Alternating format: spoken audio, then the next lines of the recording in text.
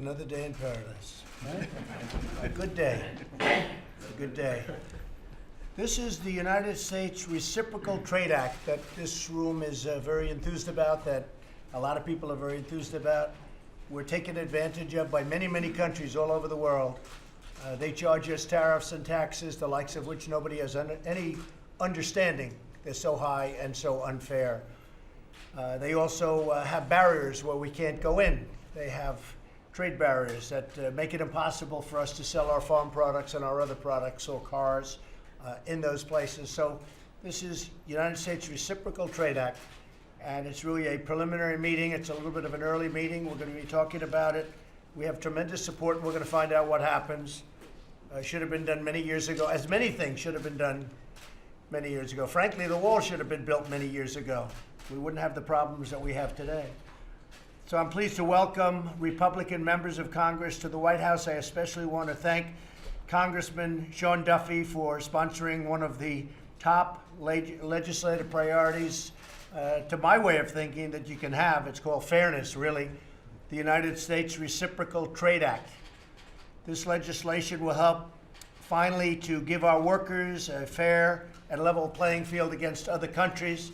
Countries are taking advantage of us, whether they think we're very nice or not so smart. They've been doing it for many, many years, and we want to end it.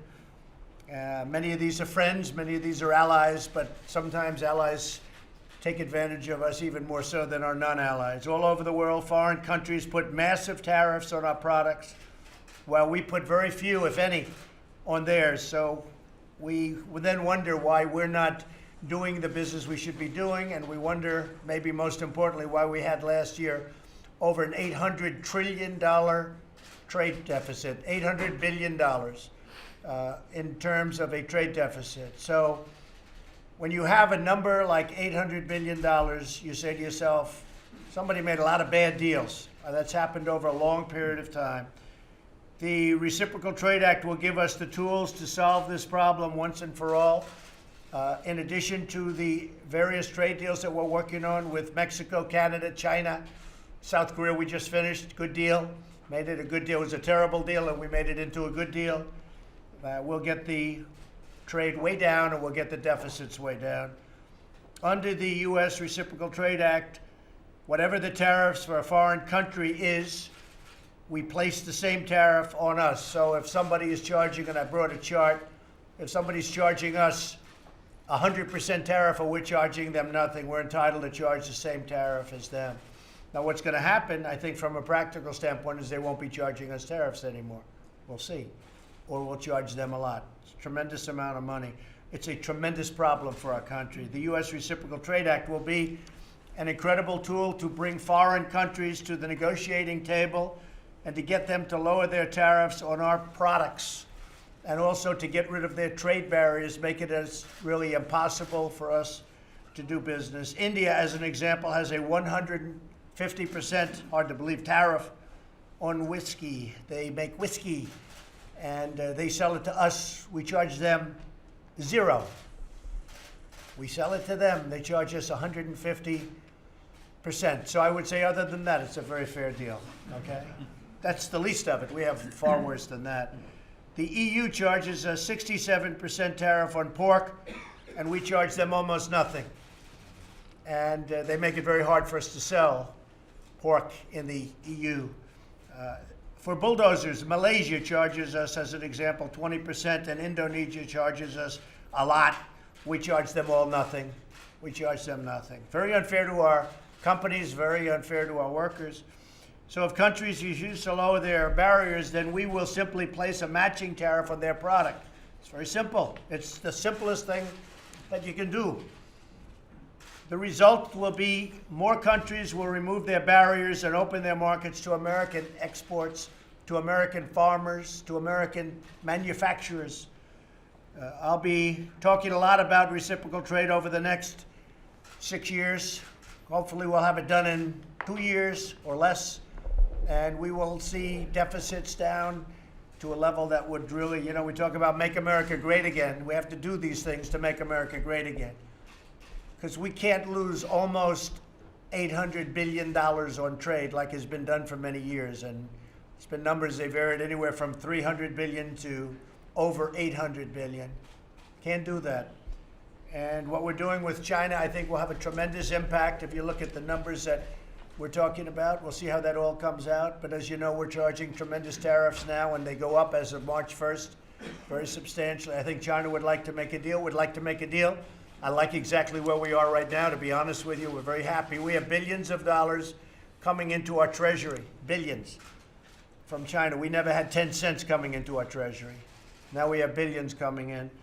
But if we can make a deal, that'll be great on intellectual property and theft and all of the other things we're talking about, in addition to taxes themselves. So I'll be talking a lot about this over the next period of time. And I want to just thank the incredible people, all friends of mine. This is a very early meeting. This is the beginning of something I think that's going to be very important for our country. And I look forward to discussing it. They did a chart right here where, as an example, these are not big abuses.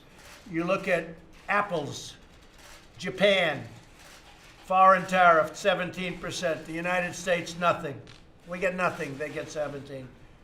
Same apple, actually ours are better. You want to know the truth? So that makes it even worse. I don't want to cover you up. You're such a good-looking guy. Robert, he's a handsome man. I don't want to cover him up. Autos, China. You have a 15% tariff, and the U.S. has 2.5. So when you sell, and by the way, we got the autos down from 40 in China. I got them down to 15, but it's still 15% versus 2.5%. But if you know, it was 40 and 25%. We got them down to 15, but that's really not good enough because we have 15 versus 2.5%. And we don't even get the 2.5%. There are ways that they can eliminate that.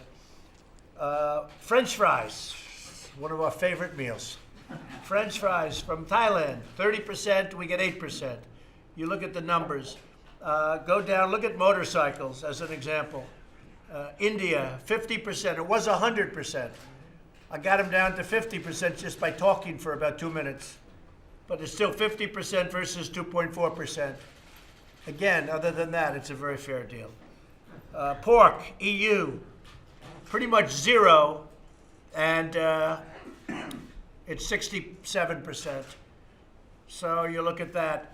And something like whiskey from India and other things from India. India is a very high tariff. They charge us a lot of tariffs. But you look at whiskey. So India gets 150%, and we get nothing. I will tell you that those are just a few of the products. It's actually much worse than that, as bad as that sounds. And all we're saying, if you're going to charge us 150%, we're going to charge you 150%. And what will happen in many cases is we'll both charge each other nothing. Or we'll get 150%. That's okay, too. I spoke to a couple of senators about this that aren't really into this stuff, and they said, hey, sounds fair to me. And a lot of people think it's fair. We have to get foreign countries to respect us again, both militarily and on trade. And I tell you, we have come a long way in 2 years. It's a whole different ballgame. When you look at what's happened, it's a whole different ballgame. So this is the Reciprocal Trade Act. And I think that it's something that's you're gonna hear a lot about it. And hard to believe you'll have people that are against it. You'll have people say that we don't mind if a country charges us 50%, 100%, 250%. We have some cases, like with butter. Sean was telling me in Wisconsin. Do you want to tell that story, the difference? Yeah, so Europe charges us 68% tariffs on our Wisconsin butter, and we charge 2.8% on European butter. Yeah. It's totally unfair. Yeah. Not right. Mr. Great Hockey Player, congratulations on your victory. We worked hard, right? Thank you, Mr. That was a great job. Yeah. Great job. Thank you. Appreciate your support. Good, Pete. Thank you very much. Congratulations. So thank you all very much. I appreciate it. Thank you. Mr. President, are you open to this idea of the temporary spending measure to reopen the government? Well, one of the ideas suggested is they open it, they pay a sort of a prorated down payment for the wall, which I think people will agree that you need. You need the wall. In fact, I see a lot of the Democrats are almost all of them are breaking, saying, look, walls are good, walls are good. Big difference from what you had 2 or 3 weeks ago. And we had the vote on our bill, which we won 50 to 47. That was our bill. But we got one Democrat. It was 50 to 47. And we need, as you know, we have to get 60. We don't have 60 votes, so we need Democrat support. We didn't get Democrat support other than from a actually wonderful man, as you know, Senator Manchin, and who's doing the right thing for his people. I mean, he's doing the right thing for West Virginia, frankly. And the other bill was 5244, and that included a lot of hurricane relief for a lot of different states. So it's sort of not something, some of them really voted for the hurricane relief, which they felt they needed. That was 5244, but you need 60, so that didn't go anywhere. So we knew they both were not going to go anywhere, we thought. And now Mitch is negotiating with Chuck Schumer, and we'll see what happens. I think they just left a meeting. They just had a meeting. I think they're going out to see their people, but they just left. So we had two bills. I think we did very well. The Republicans held, except for two. The Republicans held. Two were not there. They weren't able to be there.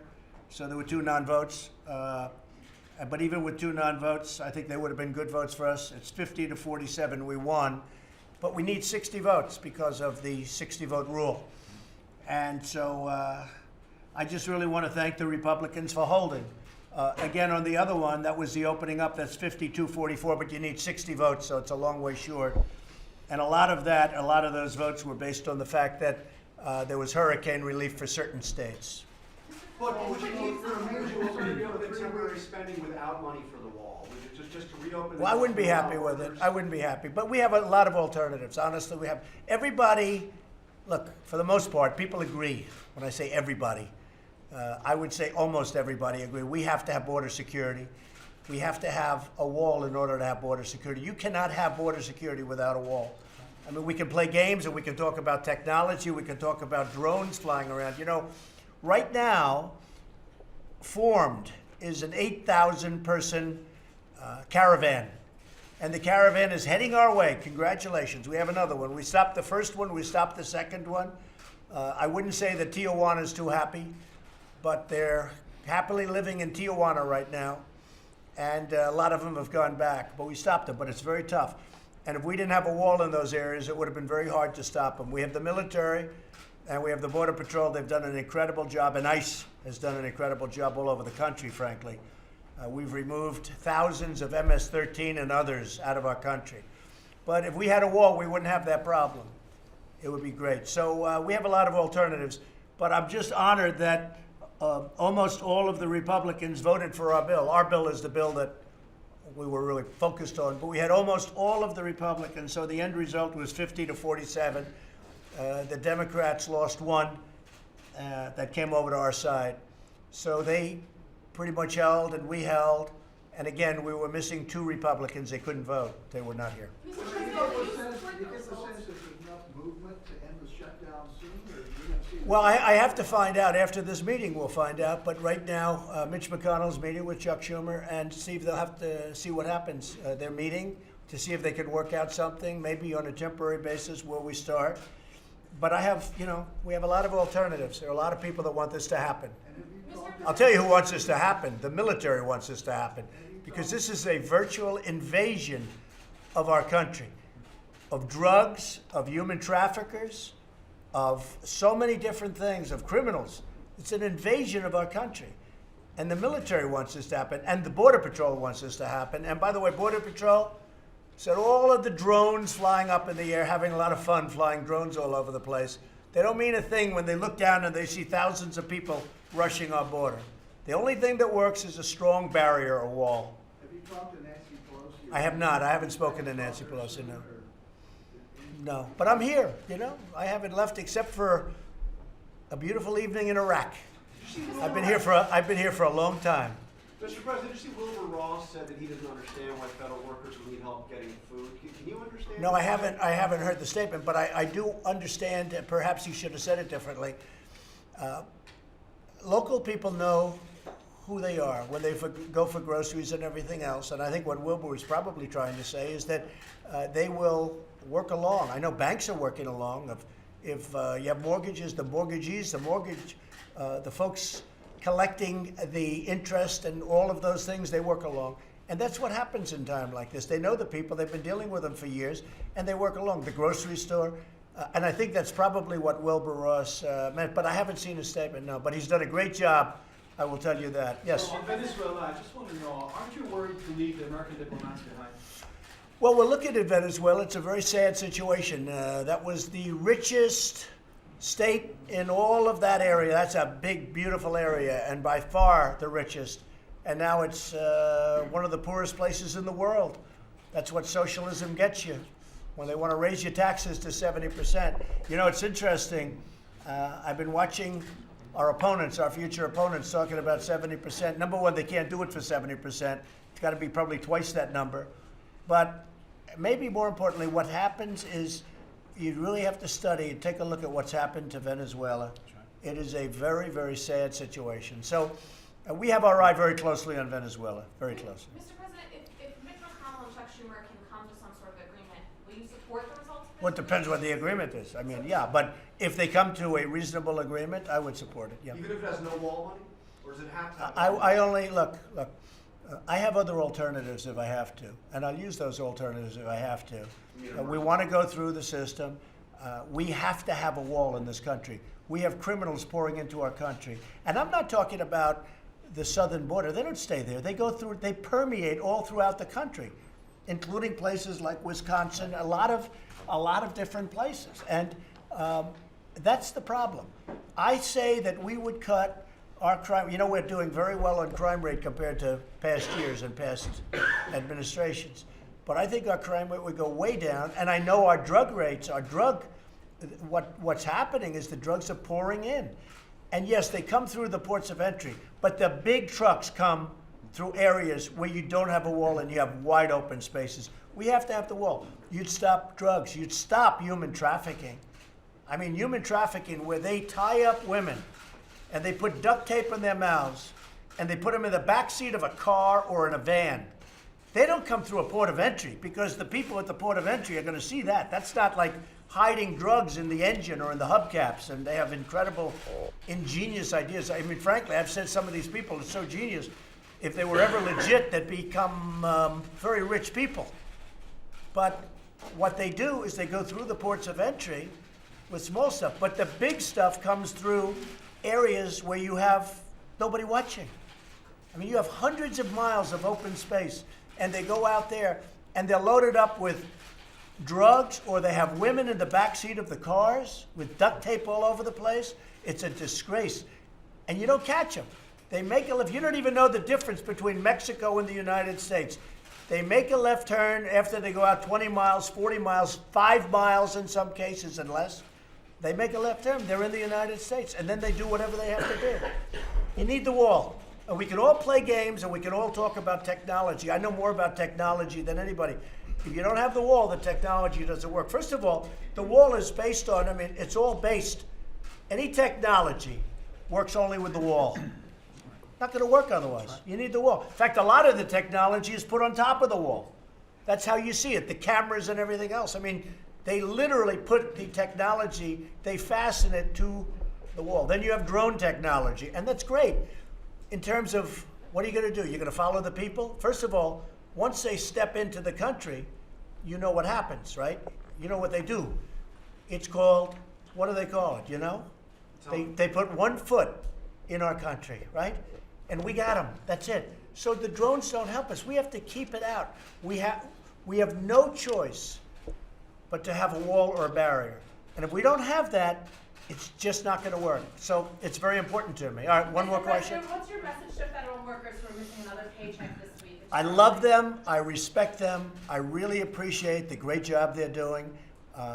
Many of those people that are not getting paid are totally in favor of what we're doing because they know the future of this country is dependent on having a strong border, especially a strong southern border, because we have tremendous violence and crime coming through that border.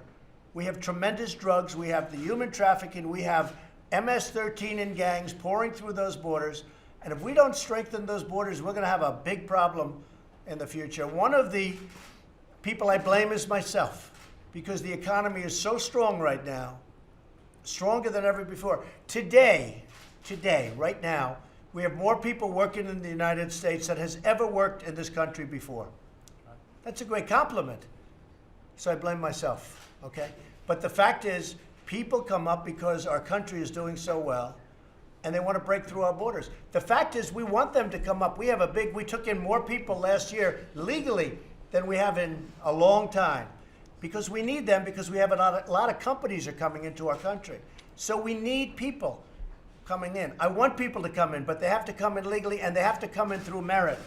They have to be able to help companies. And if they don't help companies, and if they don't help our country, we can't do that, folks. We just can't do that, all right?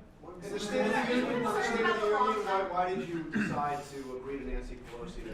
Well, it's really her choice. I mean, I would have done it in a different location, but I think that would be very disrespectful to the State of the Union to pick some other place. I could have done it. I could have gone to a big auditorium and gotten 25,000 people in one day, and you've been there many times. But I think that would be very disrespectful to the State of the Union.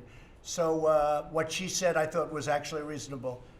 We'll have the State of the Union when the shutdown is over. And when do you think that's going to be? That I can't tell you. That I can't tell you. But we have a lot of alternatives, but we need border security. Okay, thank you very much, everybody. Thank you.